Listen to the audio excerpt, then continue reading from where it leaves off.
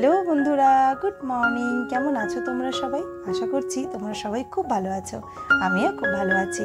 মিতালিস ওয়ার্ল্ডে আমি তোমাদের বন্ধু মিতালি চলে এসেছি আজকে একটা নতুন ভিডিও নিয়ে।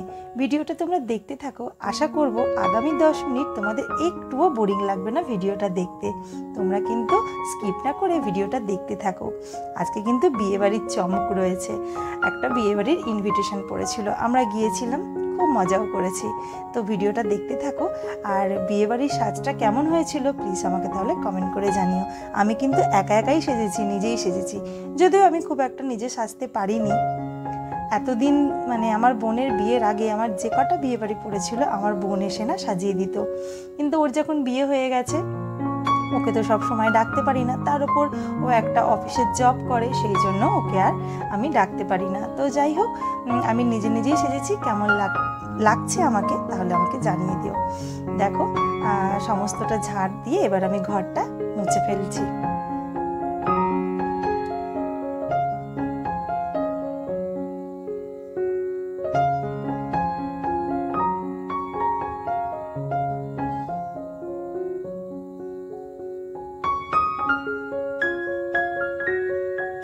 তো এতদূর অবধি তোমরা যারা ভিডিওটা দেখলে আমি ধরে নিতে পারি ভিডিওটা তোমাদের ভালো লাগছে। তো যদি ভালো লেগে থাকে তাহলে প্লিজ একটা লাইক করো, কমেন্ট করো, আর আমার পাশে থাকার জন্য চ্যানেলটাকে সাবস্ক্রাইব করে আমার পাশে থেকো। আর যারা আমার বন্ধু হয়ে গেছো, তোমরা আমার ভিডিও দেখছো, আমাকে ভালোবাসা দিচ্ছ, তাদেরকে অসংখ্য ধন্যবাদ। এইভাবেই তোমরা আমার পাশে থাকো। আর যেহেতু বৃহস্পতিবার, সকালবেলা আমি দেখো সমস্তটা কাজ সেরে পুজো করতে চলে এসেছি। আর বৃহস্পতিবার পুজো মানেই তো জানোই একটু তো দেরি হবেই। তো তোমরা দেখতে থাকো আমি কীরমভাবে পুজো করছি।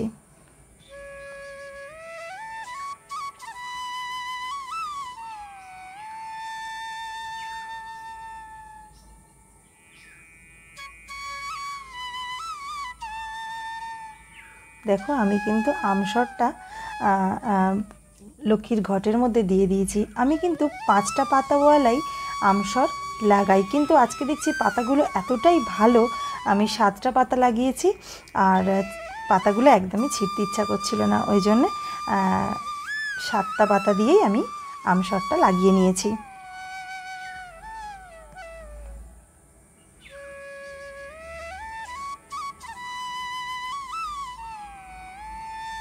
এবার যেহেতু মা লক্ষ্মীকে একটুখানি সিঁদুর পরালাম, তো সেই জন্যেই সেই সিঁদুরটা আমিও আমার কপালে ছুঁয়ে শাখায় লাগিয়ে নমস্কার করে নিচ্ছি। এই দেখো আমার কুটুটা কিন্তু আমার পিছনে, মানে আমার ছেলে আমার পিছনে দেখেছো দাঁড়িয়ে দাঁড়িয়ে কী করছে। ও কেন আসে জানো? পুজো করার সময় নকুলদানা খাবে বলে। বেশি দিই না, মিষ্টি জিনিস তো বলো না, খেলে তো শরীর খারাপ করবে। তো ওই নকুলদানা পাওয়ার লোভে আমি যখন পুজো করি তখন ও ঠিক আমার কাছে চলে আসে। আর এই রজনীগন্ধার মালা ঠাকুরকে দিতে এত ভালো লাগে। ঠাকুরকে রজনীগন্ধা মালা পরিয়ে আর যখন ধূপ ধুনো সমস্ত কিছু দেওয়া হয়ে যায়, পুজো হয়ে যাওয়ার 1 ঘন্টা 2 ঘন্টা পর যখন আবার ঘরে আসি, এত সুন্দর গন্ধ ছাড়ে, মনটা একদম মানে কি বলবো, এত ভালো লাগে, মানে প্রচণ্ড একটা ভালো লাগা কাজ করে। মনে হয় যেন এখানেই যেন চুপটি করে বসে পড়ি, আর কোথাও যাব না।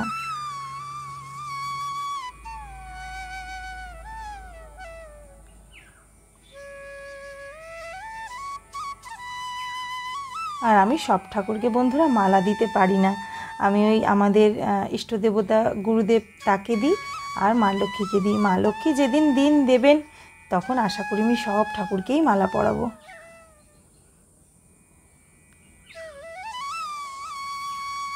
মনের ভক্তিটাই মেন, তাই না বন্ধুরা?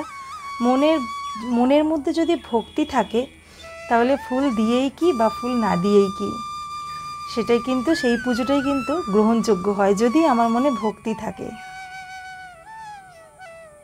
তো দেখো আস্তে আস্তে পুজোটা আমি কমপ্লিট করে নিচ্ছি, তোমরা তাহলে দেখতে থাকো।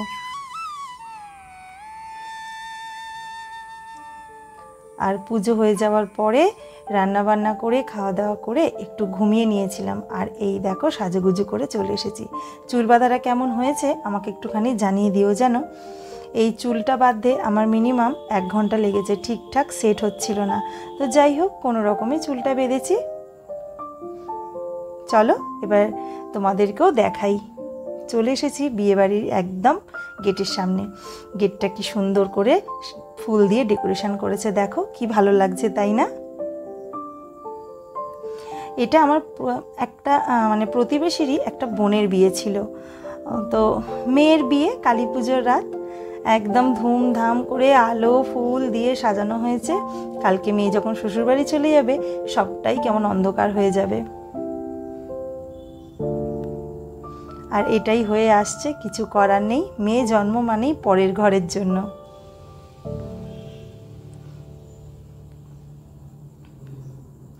দেখেছো কি সুন্দর কাপড় দিয়ে আর লাইট দিয়ে ভিতরটা ডেকোরেশন করেছে, বেশ ভালো লাগছে বলো।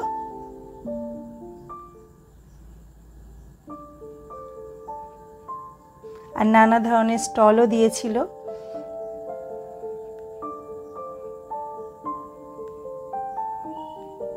আর খুব গরম হচ্ছিল ওই দিনকে, জানো তো। আর আমি শুধু পাখা খুঁজছিলাম, স্ট্যান্ড ফ্যান যেখানে যেখানে ঠিক দিয়েছে, আমি আমার ছেলেকে নিয়ে ঠিক সেখানেই দাঁড়িয়ে পড়ছি, কারণ এত গরম হচ্ছে, আমারও কষ্ট হচ্ছে আর আমার ছেলেটারও কষ্ট হচ্ছে।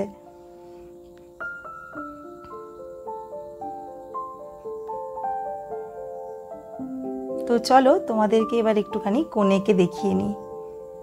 তাকে ঘিরে তো তার বন্ধু বান্ধবরা রয়েছে, তো আমিও দেখা করে এসেছি। তো আমি যেহেতু নেমে পড়েছি ওই স্টেজটা থেকে, আমি তোমাদের তাও ভালোভাবে একবার দেখিয়ে দিচ্ছি। এই দেখো, একদম মা লক্ষ্মীর মতো লাগছে, তাই না বলো? খুব মিষ্টি মেয়ে, যেমন মিষ্টি মেয়ে তেমন সেজেছেও মিষ্টি করে।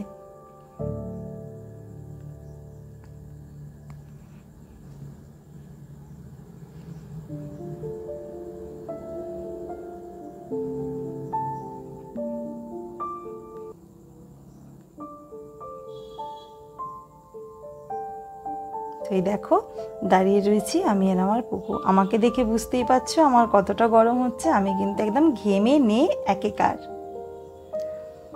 আর আমার পুকু যখন ওর 4 মাস বয়স ছিল, তখন ওর মাসিমণির মানে আমার বোনের বিয়ে হয়ে গিয়েছিল।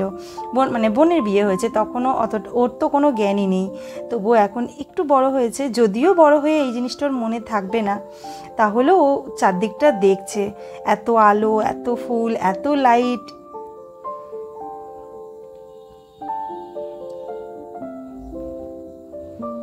এবার আমরা খেতে বসে যাব। তো আমার কর্তা আর আমি খেতে বসেছি, তার মাঝখানে একটা চেয়ার দিয়েছিলাম, আমার পুকুটাকে বসিয়েছিলাম মাঝখানে। নইলে কি বলো তো, কোলে নিয়ে বসে খেতে না খুব সমস্যা হয়, গায়ের মধ্যে এঁঠো পড়ে যাওয়ার একটা থাকে। তো ওই জন্য বললাম তুই মাঝখানে বসো, আমরা এবার টুকটুক করে খাই। তো ওর হাতেও একটু শশা দিয়েছিলাম, ও টুকটুক করে খাচ্ছিল। আমি ওকে খাইয়ে নিয়েই গিয়েছিলাম, কারণ ওই সব বিয়েবাড়ির খাবার তো আমি ছেলেকে খাওয়াবো না, ওকে বাড়ি থেকে খাইয়ে টাইয়ে নিয়েই আমি বিয়েবাড়ি গিয়েছিলাম।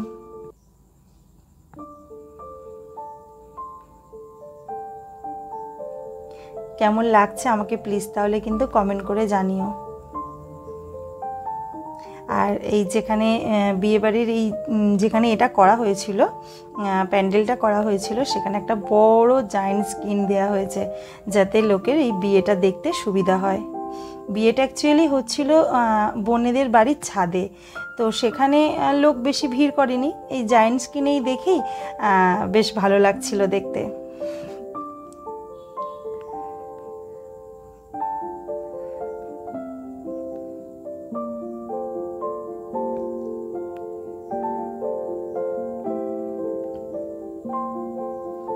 বিয়েবাড়ি আসছে এটাই ভালো লাগে। যখন বিয়েবাড়িটা হয়ে যায়, মিটে যায়, তখন কিন্তু মনটা একদম খারাপ হয়ে যায়।